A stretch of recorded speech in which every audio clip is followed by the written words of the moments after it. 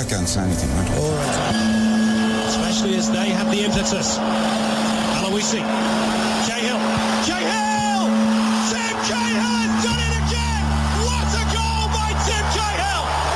2-1 Australia! Oh, it's a wonderful moment in Kaiserslautern! And Tim Cahill has come off the bench and maybe won the match for the Socceroos. You're listening to FNR, Football Nation Radio.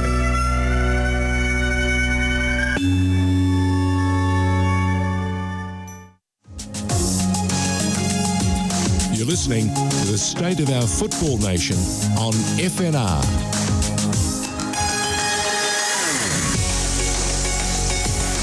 The things you learn in life.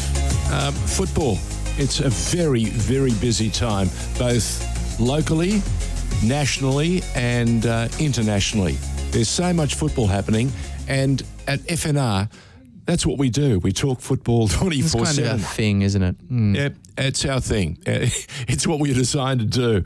And in fact, welcome to State of Our Football Nation, where we discuss the sorts of stories that have been making headlines and a couple of stories that I cannot walk away from.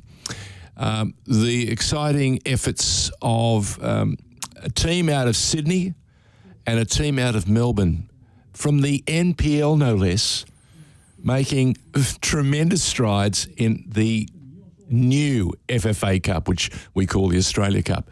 And haven't they also lifted the excitement levels around those who haven't been A-League fans for ages? They've been on the outer.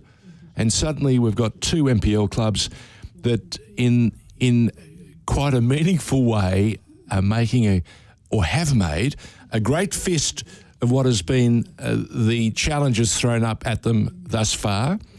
And they've only got, how many more games have they got left?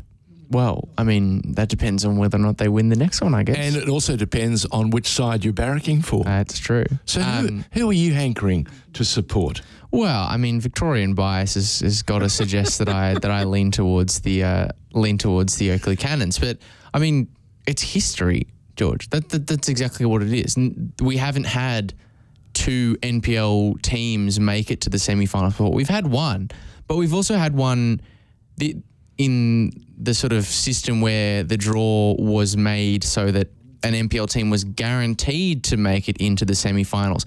This is the first year that we've done a totally open draw, and I don't know whether it's coincidence or whether this is giving us a funny lesson about the system. I think it's the fact that we're still allowing the NPL sides to be in competition.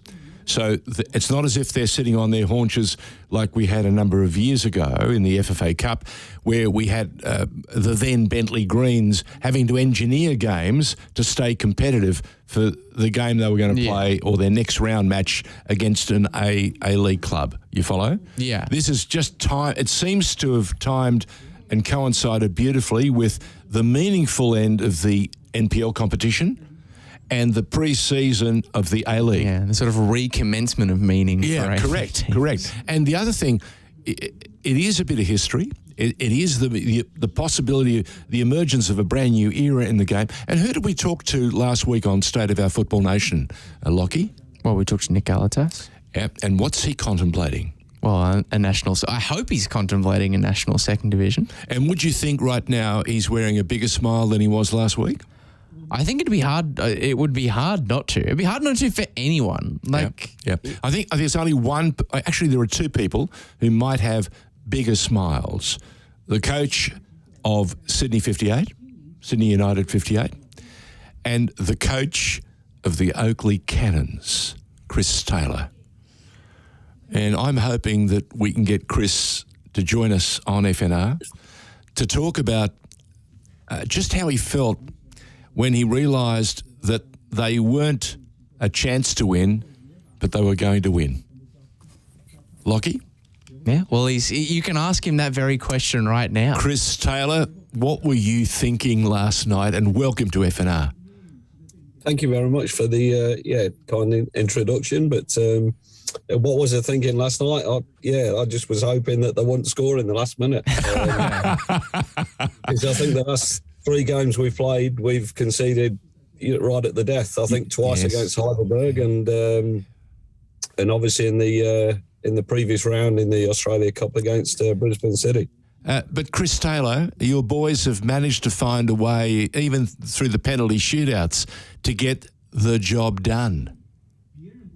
Yeah, I suppose that shows a lot of character. We've been in penalty shootouts before where it's not gone our way. So I think it shows a bit of character, and they're never good ones to lose. They're always great ones to win. So and there's always a winner and always a loser. But I'm very, very pleased with the boys and what they've done this year, and pretty much the whole club. I mean, it's a combined effort, goes right through the juniors and the committee, and it's just a great place to be at the moment. As a former administrator of an NPL club in the shape of South Melbourne, I can well imagine how excited the sponsors are. Yeah, obviously, we're very privileged to have a lot of people that put a bit of money into the club and support the club. So it's great to see the faces down there. But last night was just something that was really special, for all the people, seeing how much it means to everyone. And it's the 50th year or 50th anniversary this year, and there's still a number of them that probably founded the club at the start. So they've been there for a long period of time, and it's great to see them enjoying it. Yeah, and we're talking to Chris Taylor, who's the coach of the Oakleigh Cannons in the NPL 1 in Victoria, who defeated Sydney FC, who only a year or so ago were touted as one of the finest A-League clubs of the last decade. So I know that they're building or in a rebuilding mode, and I know it's pre-season, but how have your boys bounced back from last night? In other words, how'd they pull up? Well, I'm just about to find out now. So we have a recovery session where there'll be an ice baths, and some of the players that were on the bench and didn't get minutes will go through their paces, and we'll assess it. Another game in 2 days' time, do or die game again. So lots of pressure, and we just hope everyone's up for the challenge again, but we know it's going to be difficult as well. Chris, I know that a lot of people outside Victoria would be familiar with the Cannons as being, a side that had a good season in Victoria, but I don't think many would be as acutely aware of some of the challenges that you guys have faced throughout this season with injuries and that sort of thing. I mean, last night you guys had special dispensation to bring in a keeper in Luis Italiano because you had so many keepers out through injury, not available to play. You had a 14-year-old as your reserve keeper on the bench. Damn cheeky. I thought that was damn cheeky, Chris, to put a 14-year-old reserve keeper out down there. Can you imagine how that young boy feels? Yeah. He would have been jumping out of his Incredible. skin. I mean, tell us a little bit about some of the challenges that you have had to deal with this season, because 14-year-old keeper is sending off serious alarm bells to anyone who's tuning in. Yeah, as you said, it's been an ongoing thing for us. So we've lost the forward that's not played all year. 3 of our main defenders, although one's back now, have missed good portions of the season. I think we're down at something like 6 or 7 players that should be available and aren't available, and that makes it difficult. And the challenges at NPL level, we've got a point system, so you can't keep make big squads. And once you start losing players, it makes it very difficult. But we're fortunate. We've got a good under-21s team, and that brings them in. We've got a good under-14s team as well, and that clearly, no kidding, that kind of helps as well. Chris, how does what I'm trying to get? How do you work your way through so many goalkeepers? Normally, everyone will tell you that don't know the game, hey, the goalkeepers have it easy. So how have you managed to work your way through so many goalkeepers to get to a 14-year-old reserve? Well, look, we had it's just been kind of a month from hell. We had our backup keeper that's played probably 5 or 6 games for us this year. Lachie popped his shoulder in training. Oh. And then I had to have a full shoulder reconstruction, which was about a week ago. Nick Feely against Heidelberg tore a quad muscle. Oh, no. So they're your two main keepers. Our 21's keeper is concussed or gone through concussion. Yep. So the protocols mean he can't play or he couldn't play.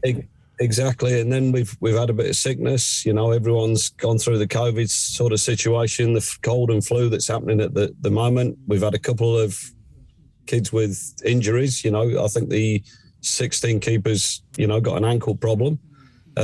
So, yeah, we looked at the under-14s and thought, yeah, that's probably the way to go this year. How good is his temperament, this young 14-year-old keeper?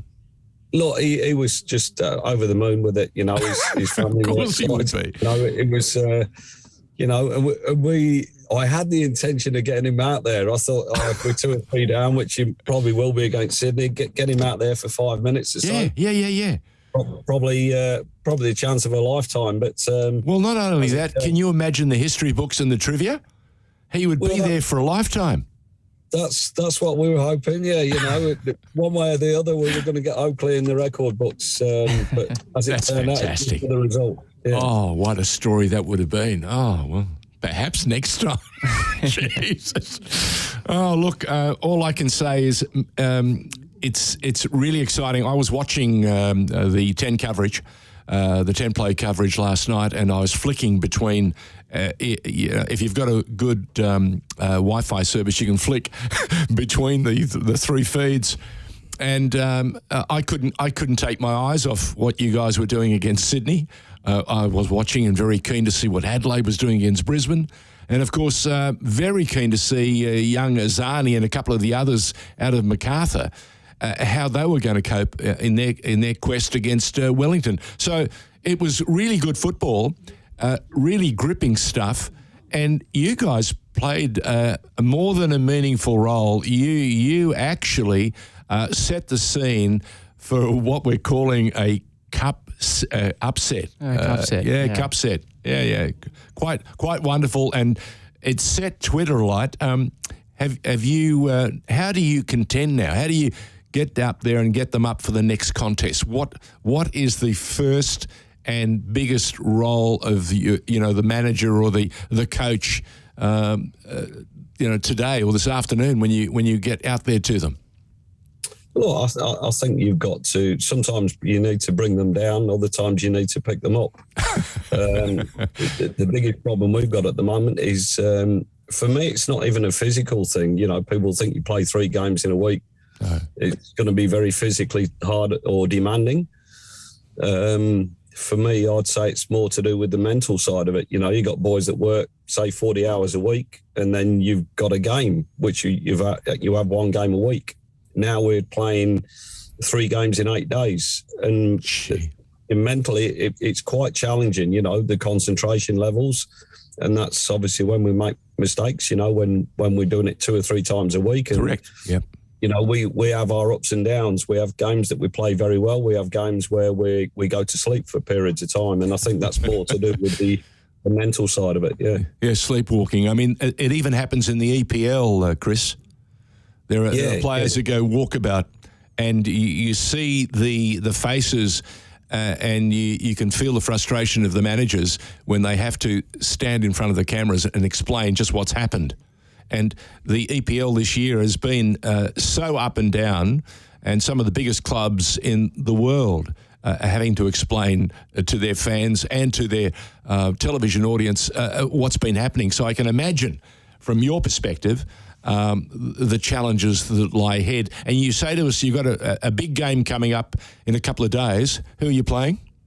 We're playing Port Melbourne in the, I don't know what you call it, whether it's a qualifying final, but it's to go into the grand final in the NPL, which has probably that's been our main target this year. So, you know, we're on track for it.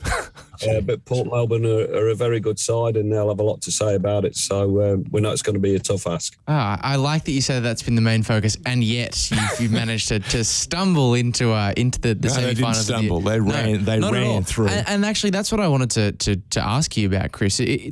What was so special, I think, about last night, other than the result, was actually the manner. It wasn't a traditional kind of upset in the sense that, one team really dug in and sort of got lucky. Scored a fluke goal. For the first 60 minutes, especially of this game, you guys gave absolutely as good as you got against the Sydney side that were close to full strength. Obviously, the timing of you guys coming to the end of your season, whereas Sydney just starting, you got to factor all that sort of stuff in. But do you think that a performance and a result like last night really speak to the strength of these NPL competitions around the country? Yeah, I mean, and hopefully it does. I mean, we've got two players at the moment. Joe Knowles is agreed terms with Brisbane, and he's moving to Brisbane. So that's been agreed, has it? That's wonderful. Yeah. That's wonderful. So that's great news. We've got Anthony Pantazopoulos, who's 18, played for us at left back last night. He's now with the Young Socceroos. I dare say it won't be long before he gets picked up as well. Wow. And really, that's what the NPL's about. You know, I'd like to see more A-League clubs taking a punt and taking players from the NPL and giving them that opportunity. And instead of, you know, I've been a big critic of the recycling of players. You know, you have a player goes to 7 clubs and then the 8th club pick him up.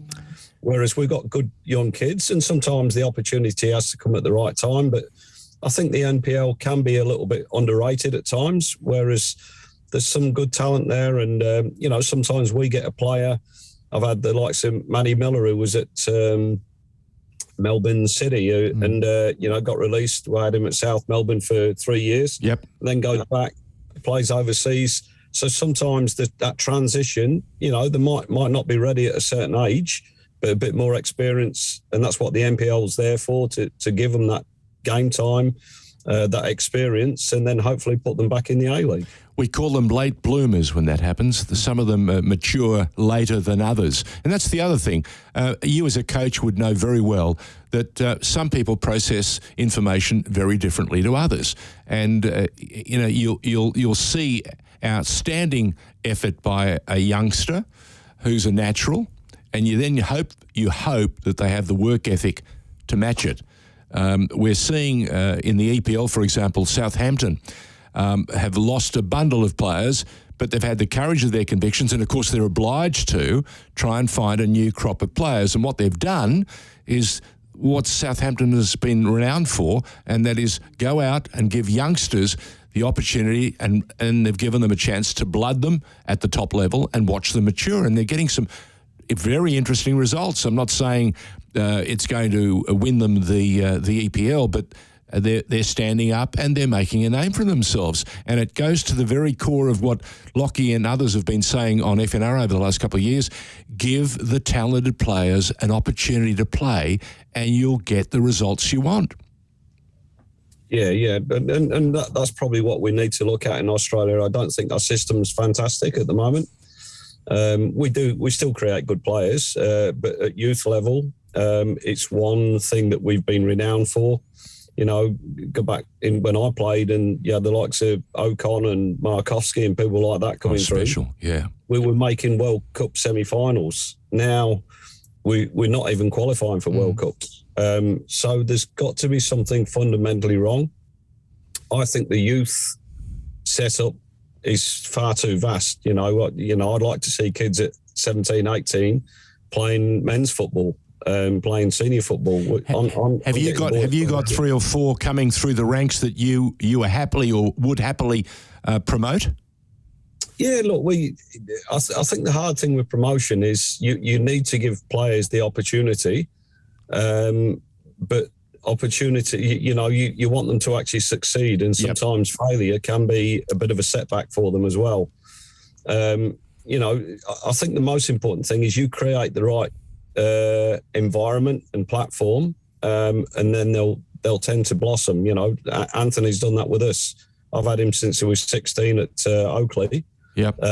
He's gone on in leaps and bounds. I think he made his debut probably 14 months ago, coming off the bench. He's played nearly every game this year, and that's a dramatic rise. Now he's a young Socceroo. So if the opportunities are there and you play the players at the right age, we've now got youth players at 21, 22 who have never played with men. And that's what I think is very difficult for them.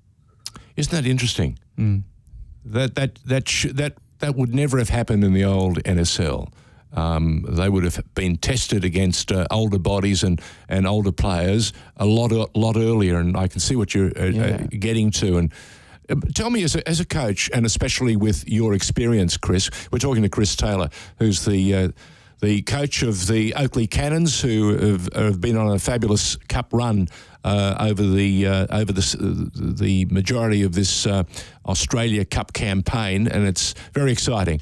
And I'm just wondering, Chris, are you in a position to be able to discern if a player has that spirit or that fire in them that they can take the disappointment? Have they got I'm trying to work out, can you identify if a young player has the poise, or is it the only way to test them, or the only way to find out is to put them in the cauldron? I think you've got to put them in certain situations. Sometimes you can do that in training and playing with better players. I think the difficulty I find at the moment, and obviously becoming an older coach and different generation to some of the players, things change in your lifetime. Things change. So if you go back 40 years ago, the way kids come through school and how they were disciplined is a lot different to what they do nowadays. Yep. So we're now, and I've had situations this year without, going into detail, where I'm dealing with people with mental health issues. Yeah. I've never done that as a coach. In my work environment, I've never done it. So it's new to me. And I think dealing with kids coming through in today's generation, they have to be treated a lot different to what kids were treated 20 years ago. So the old school way, which was, the school of hard knocks. And throw them in. That doesn't happen anymore. So you're trying to nurse people through. And I think a lot of it is how you manage your people to get the best out of them. Gotcha. And some people want the arm around them. Some need a little bit of tough love. Yeah. But it makes it very, very difficult because people coming out of school today, their environment. Hello. We seem to have lost Chris. Are you still there, Chris? Yeah. I think they dealt with the disappointment a lot better, whereas nowadays they don't. Yeah. Chris, what's Can you still hear me? Yeah, I can hear you now. We lost you in the Bermuda Triangle for about a minute and a half, but you're back. Just before we finish this conversation, and we really appreciate you agreeing to join us, so soon after what was a monumental night for the club, and good luck. Please pass on our best wishes to the team. A great effort. I just want to know. If you're a new fan to the NPL and you want to see the Oakleigh Cannons play, when's the next contest and what time? I think we play at 6:00 on Saturday at Port Melbourne's ground, which I think is SS Anderson Reserve. That's the one off Plummer Street. Yes. Yep. Okay. Yep. And that's the final to get into the grand final. So it'd be quite a big game, and hopefully we get a number of people there watching as well. That'd be exciting. That'd be very exciting. And we wish you all the very, very best. It'll be on for young and old. And by the way, is the 14-year-old likely to be in reserve on Sunday? No, he's starting, actually, yeah. He's starting. Chris Taylor, you're a wonder. Thank you so much for joining us. And once again, all the very best and many congratulations for what was a monumental result last night in the Australia Cup. Thanks, guys. Appreciate your time, and thanks for having me on the show. No, our pleasure. We'll look forward to talking to you again before the end of the season. Thank you, Chris. Chris Taylor from the Oakleigh Cannons. And if you're a sponsor of the Oakleigh Cannons, they must have the biggest smiles. Can you imagine? They've got their brand and their name going national and international, because those clips on these and on social media these days, they go everywhere. Oh, absolutely. And I don't know if you've seen the sponsor board at Oakleigh, but it is particularly high voltage. You definitely can see the sponsors when they appear on the board at Jack Edwards. That's for sure. Got you. All right, we're going to take a break. We have another guest. We do. Someone who has an equally exciting story to tell us. His name is Maurice Bisetto, someone I have known for quite some time, and he is buoyant, as are a host of different people at the Moreland City Football Club, because they've done something they haven't been able to do for a long, long time, and that is gain promotion to the NPL 1. So we'll be back with Maurice Bisetto in just a moment. Are you looking to change your destiny in life? Be your own boss? Start your own business? If you are, you need people who understand your needs and are committed to helping you make it happen. At DKP & Co Chartered Accountants, we are more than just accountants. We are business advisors, taxation consultants, and strategists that specialise in setting up businesses. We understand the client and give them the very best customised advice and strategies to achieve their goals. Visit our website dkpco.com.au or give us a call today on 03 9023 9370. Fast, proactive, personal. That's DKP & Co Chartered Accountants.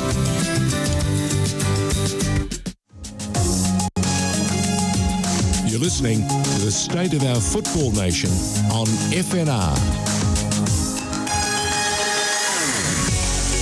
George Lachie along with Lachie Flanagan, and we're talking State of Our Football Nation. Our last guest was Chris Taylor, the coach of the Oakleigh Cannons, who the boys are buzzing, and there'd be a 14-year-old reserve keeper who's probably thinking to himself, I was that close to making history. You know, he might still do it before the end of the season. By the way, Lachie, are you calling another football game real soon? Yeah, I kept it very, very close to my chest during the interview, but I am doing that Oakleigh Port Melbourne game on Saturday. Very much looking forward to it.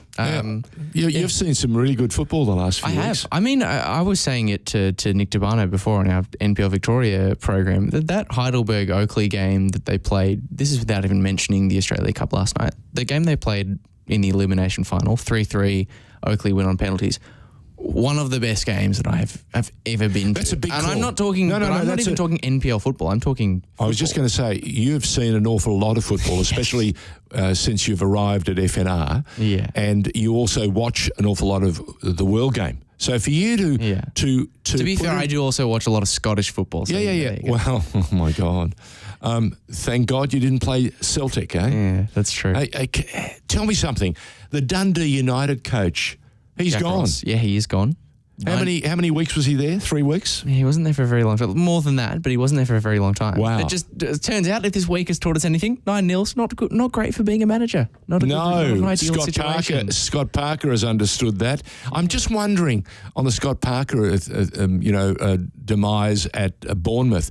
Was it the manner of the loss, or was it the fact how he spoke about the result after the game? That's a good point. I think that's a good question to ask. Whether or not it'll be answered is a good one, because you do have to imagine if you're... They won their first game. Yeah. Then they played three of the biggest teams in the EPL. And if you're a player, even if you aren't necessarily up to Premier League's standard necessarily, which has been probably the criticism that's been labelled at the Bournemouth squad, to have your manager who's supposed to be theoretically the person who supports you and motivates you to reach your absolute highest level, to have him front the press and say, well, basically the squad we've got is not up to the standard.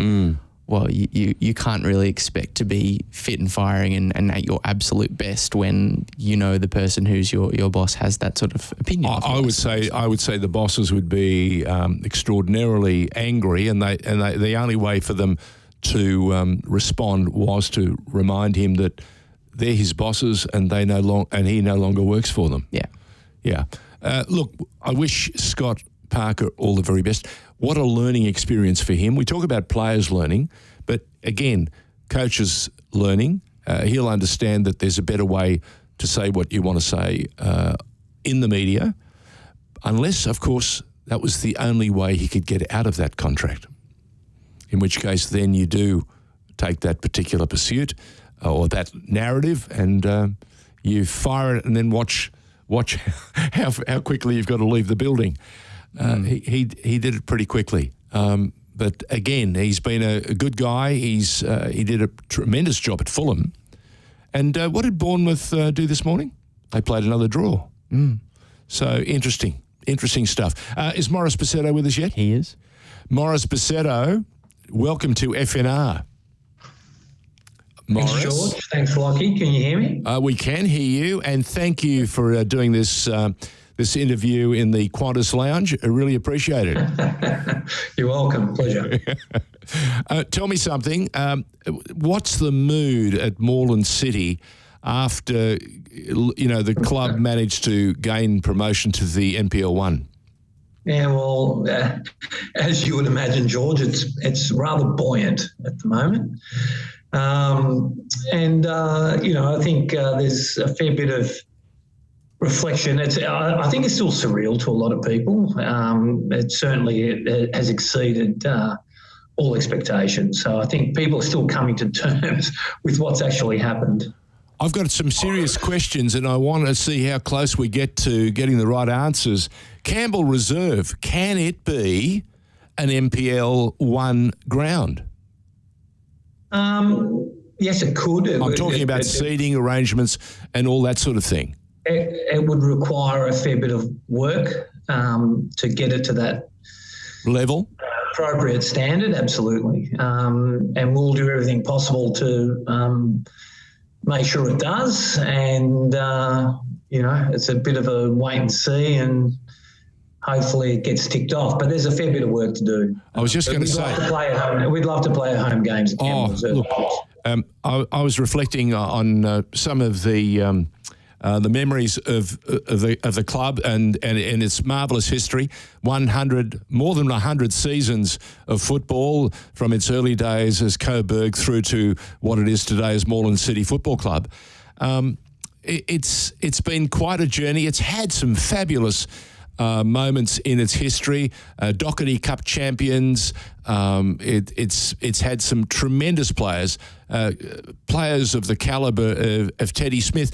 Now, he would have been playing meaningful games at Campbell Reserve, but life was very different in the late 50s, early 60s. So what's entailed, and how long before you know that the powers that be who run the game in Victoria will give you the tick and allow you to compete in the new season at Campbell Reserve?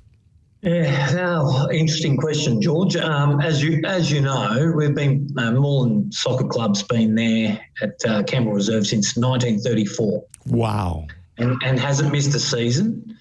Wow. Since 1934, and you would also recall that in 1956, when Melbourne were hosting the Olympics, yes, that the Australian men's soccer team, Olympic team, yep, used Campbell Reserve as their training ground in preparation for the 56 Olympics. So there's a lot of history there at Campbell Reserve.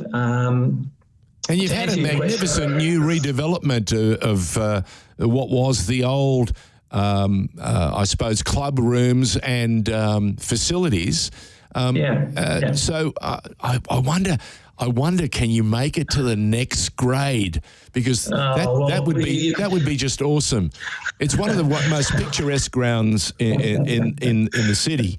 I mean, I like nothing better rolling up the car, parking it by the side of the road, walking through the gates and going, check this out. It's happening right in front of me. But I know there's a young guy called Lachie Flanagan saying, there's nowhere for me to call the game. They're going to have to build a stanchion, or they're going to have to build a little platform, an elevated platform. Is that another one of those considerations that you guys are already planning? Yeah, look, you use the term a magnificent facility. I think magnificent's probably, not exactly magnificent. But come on, we've moved the cricket pitch off. We've moved the cricket pitch. It's a much improved facility to what it was 10 years ago, no doubt.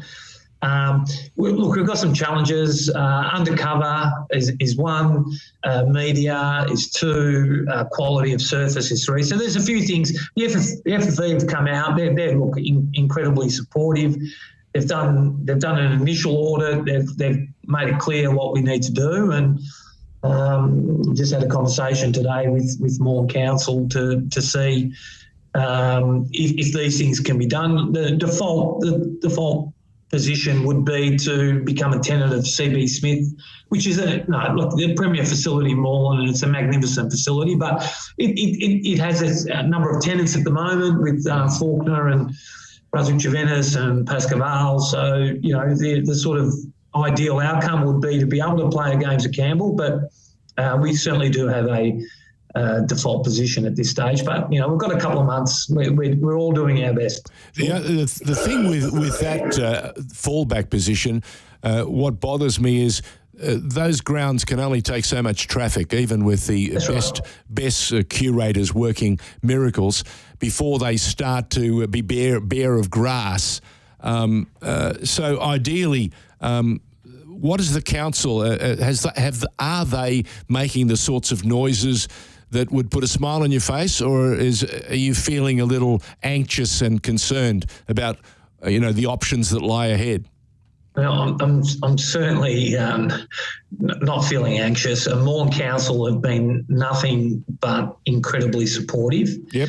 And not just to Moreland City Soccer Club, but they do an incredible job for all the soccer clubs in Moreland. The guys at Brunswick City at Dunstan Reserve, Brunswick Juventus at Deshane and CB Smith, the guys at Paco, and being at Hoskin Reserve and CB Smith. Open space is a premium in across Moreland Council, and like I said, they do an incredible job. Really support soccer in the area, and no better council to work with. So we're hoping to get to an optimal outcome if we can, and I'm pretty positive. I'm feeling pretty positive about it. Have you reached out to the member for Wills, Peter Halil, and now that they're in governments, remind him that it's a magnificent opportunity to actually showcase a part of the historical significance of the council by giving Campbell Reserve every chance to see MPL 1 football, each and every what is it? Would it be every second week, wouldn't it? Yeah, playing home, playing away. Look, I'll just be honest, George. I'm not going to answer the question politically, but Peter Khalil is a great supporter of ours. He was down at our club literally a month ago. Good. All the members, all the councillors, all the federal members and state members, they are really supportive. Look, the other side of the coin is, Moreland Council, state government, and federal government has spent a lot of money in getting CB Smith as the premier football facility in Moreland, right? And it's there to showcase the premier teams. So there's a little bit of an angle that the Moreland Council might say, well, now Moreland City, whether anyone believes it or not, but, we happen to be the premier club in Moreland, and, they might feel we should be showcasing that at the council's premier facility that they spent a lot of money on. So, my personal view, not the political one, is we'd rather play our games at Campbell, and we'd rather collaborate with all of the other Moreland clubs so everyone has appropriate time at the appropriate facility, and it can cater for everyone. But I'm looking forward to hopefully the next couple of months, and with the help of Moreland Council, FFE. And Peter Khalil and the feds and the state guys, Peter Cianfloni, I spoke to him last night, and he was at a game versus Paco on the Friday night at CB Smith. He's currently running for Pascaval in the November elections, and hopefully it all comes together, and we can play the games at Campbell. A number of years ago, the club commissioned a doco to showcase the club's history and to prepare it to mark the centenary of its establishment. And I'm reminded of some of the great characters in that squad. You had Welshmen, you had Greeks, you had Italians. What's the diversity mix these days of the club and the boys that have made it to the MPL 1? Okay, look, when we talk about our senior group, it's incredibly diverse.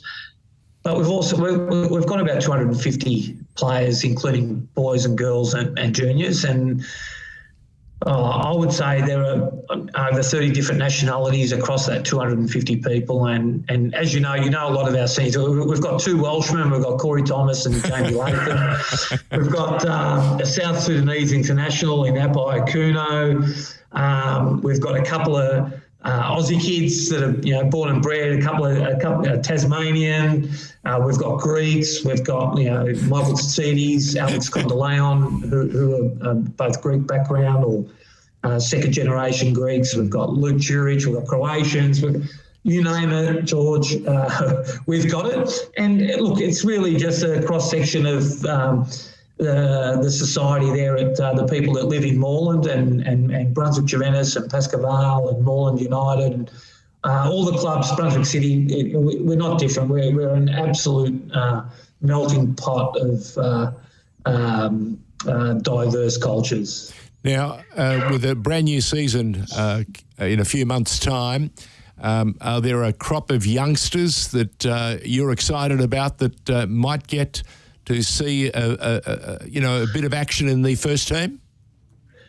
Look, George, on that one, absolutely. Part of the disbelief's not the right word, but part of the pleasant surprise about winning the league this year is we actually entered the season with a really young squad, probably half of the senior squad 21 and under, and the benefit, getting promoted and having to mix it with the big boys is very daunting, but it does solve one problem for us, and that is probably, I would say, 3, 4, 5 of our players probably, if we didn't get promoted, would be courted, and probably if they were serious about their footballing careers would have been playing at NPL 1. So the fact that we could get promoted into that league gives, all of our players, but in particular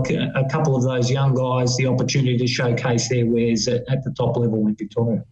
How does it feel watching the Australia Cup action and seeing an NPL club in the shape of Oakleigh Cannons in Victoria, and of course Sydney United 58 in New South Wales, putting their hand up and really taking it to some of the biggest teams in the country?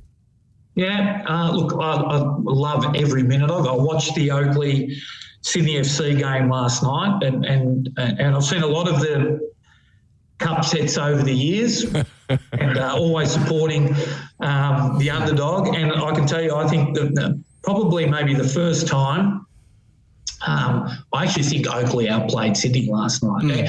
And I was there when Heidelberg beat Perth Glory and not taking away anything from some of the, when Gully beat, I think, Central Coast Mariners. It's sort of batten down the hatches, play on the break, all those sort of. But I actually think Oakleigh actually outplayed Sydney FC. It was an unbelievable effort last night, and credit to CT and everyone at Oakleigh, and a special shout out to one of my favourite players, Ollie Kublai, who had a tremendous game last night, and I'm absolutely flabbergasted that no A-League club has picked him up yet. But anyway. Yeah, no, that's a very good aside. Yeah. I was going to say to you, I thought their spread of effort right across the pitch, right across the ground, was amazing. I didn't see too many positions not carry their responsibility and not deliver to the team. Oakleigh were the better team, George. Yeah. In my opinion, they were just the better team. That's it. Yep. No, in the past we would have heard, there was a great goal scored, and then they've just closed up 11, basically behind the ball, saying, come and get it. That wasn't the case. They kept attacking. In fact, they were attacking 90 plus minutes into the game. They were still. Yeah, look, they sort of started to get a bit scrappy with about 10 minutes to go. Yeah. They're maybe fatigued a little bit, the semi-pros versus the pros. It's a mental game too. Yeah. And up until then, they kept possession all in the right places. They played the ball. They were aggressive. It was going forward. It was going to feet. They were finding pockets and spaces. And I'm not sure, maybe because Sydney are sort of early in their preparation and the A-League season is still sort of, a good 6 to 8 weeks away. But Oakleigh were the better teams, and they made Sydney look second best. Wade Decker got a goal early on. That set the cat amongst the pigeons. Yeah, look, I don't know much about. I know I saw Wade play a few times when he was at Moreland City or Melbourne Heart, I think, back then when I used to support them rather passionately in the day, and I haven't seen much of him, but he scores goals, that's for sure. But bag loads this year, I think. Well, it was a spectacular effort from Oakleigh on the night, Maurice. But I do want to ask more about the spectacular effort from Moreland City over the season to achieve this result to win the NPL2, because anyone who has paid any attention to the NPL2 over the years, it's a hard league. It's a bit like the championship. It's a hard league to get out of. There are teams that come down and spend a lot of money trying to get back up, and quite often it doesn't work. And you guys this season were working, competing with a lot of sides who did that this year that probably, without going into the X's and O's of it, were battling with pretty big budgets in that competition. And still you guys were able to leapfrog every single one of them and finish on top with that result over North Geelong on the final day. I'm curious to know, what was the secret of this season? Because you guys, there were a few scares and hiccups along the way, but you guys were consistent and confident all season in the face of some pretty stiff opposition. Yep, all or nothing. Yeah, look, honestly, Lachie, I can't explain it. I know we had a bit of a chat there on Sunday at ABD, but I can't explain it. It's a shock externally. It's a surprise. I can honestly say internally, it's a surprise. We did win a pre-season game. I can't explain. We lost 8-0 to Moline on a Monday night. We lost 4-1 to Brunswick Juventus. It's something in that changing room, something that the coaching group, because the side was so young, it was an incredibly safe environment for young players to learn and make mistakes. I think, I think it's probably a question for the coaches, but my sense was it was an incredible sort of culture and leadership group headed by Corey Thomas, Abai Kuno, Andrew Viola. And, I had a couple of young boys in that group, and they just had a smile on their faces. Every training, there was no fear of making errors. They were just trying to get better, working hard. And I think the changing room, it was just really special. I'm not sure we'll see that again. It's one of those things. It's just a massive intangible. But I think a lot of people have tried to analyse and try to understand. I'd love to say we've spent a lot of money on a study around strength and conditioning and physiology, and training 2 nights a week is the answer and is the secret sauce, because we only train 2 nights a week. That's, we're up against teams that train 3 nights and 4 nights, but we're just 2 nights a week. And that last month, heading into the end of the season, Moreland Council were cancelling. The grounds were just underwater. So we literally were training once a week for about the last 4 weeks. It is part of and I'm saying this as someone who's trying to sort of piece it together myself, who's been observing the NPL2 season as well, is part of the sort of gold dust of this year the fact that, as you said, the core of this squad is sort of a young, malleable entity. But then on the other end of that, a lot of the senior heads, or a handful of the senior heads, are holdovers of the last time you guys went really, really close to getting promoted into the top flight, like your Apai Akunos, like your Corey Thomases, who know what it's like to just miss out and to come so close. Do you think that sort of combination, the synergy of those two groups is really part of the magic of what this season was?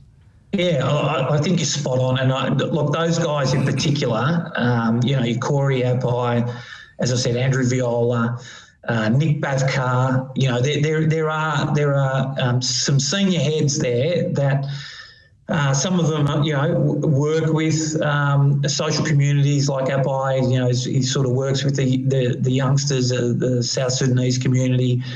Nick Bavkar's a teacher. They are just really good with the young kids, and they provided a really safe environment where young players could make mistakes, could continue to develop without the pressure and the sort of noose around your neck in terms of the fear of losing possession look, an interesting story. I'm probably saying a little bit too much, but we didn't win a pre-season game. We won two pre-season games before Christmas, and then we reconvened after Christmas, and we did not win a game in pre-season. And it's not as if it wasn't because we were playing Oakleigh and South Melbourne and Bentley. We played, and no disrespect to any of these clubs, but we were playing clubs in lower leagues than us, Hampton, East Brighton. We played Clifton Hill. We played Preston. We played Doveton. We played Whittlesea Rangers. And we didn't win a game. And it was like 5 days before, like 2 weeks before round one, and 5 days before the window closed. And I sat down with our captain, Corey Thomas. I was worried. And so was everyone at the club. It's like, well, we're going to get relegated. That was. So I sat down with Corey and I said, Corey, you're the captain and you've been here 7 years, and we're doing this for you because we don't want to let you down. And Abai and Andrew Viola. And do we need to sign players? And if we do, what do we need? Because we've got 5 days to do it, and we can go out and do it. And Corey's response, and it's still to this day incredulous to me, he said, Maurice, I've been here 7 years and it's the most excited I've ever felt. That's Corey, great. we haven't won. I don't know what you're watching and what you're doing, but we haven't won the season. So You want to drink from that water more often, don't you? Yeah, no, but just it just shows you there's sort of, the nature of this bloke in particular and his other leaders, and they've just been incredible. They've led, in conjunction with the coaching group, Adrian, Dave, Nathan. We talked to Chris Taylor. We talked to Chris Taylor at Oakleigh Cannons, and he said to us, as he gets older, he has to coach very differently to how he would have coached 20 years ago, 10 years ago, 30 years ago. And it's interesting, 3 or 4 times you said it was a safe dressing room where they felt they could allow themselves to make their mistakes and be nurtured, and allowed to grow at their pace or at their tempo. And you're basically saying the same sort of thing. Unique dressing room, an opportunity for the coach to say to you, listen, I've never been more excited about what's coming up. And you know what? He was right. And that's marvellous. And we'd love you to please pass on our best wishes. What's next? So what's the next big deal? You have to wait for Football Victoria to give you a pass mark, or do you have to hear from, are you waiting to hear from council?